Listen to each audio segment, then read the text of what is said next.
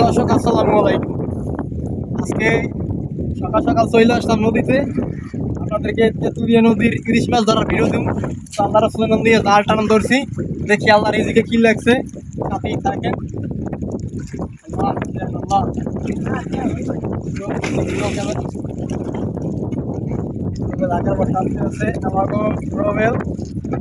আমাকে রোবেলদের দিয়ে আবার আমি আগার বট্টা নাই। চাইলে কইলে কাকু আমাকে রোবেল কি কবার ক্যামেরা মধ্যে কল দিই।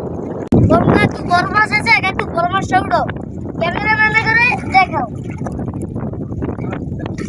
রোবেল রোবেল রোবেল মাছ বড় বড় বড় বড় বড় কাকু বড় ভাই, বড় মাছ আছে ভাই, আমার সামনে বড় মাছ আছে ভাই।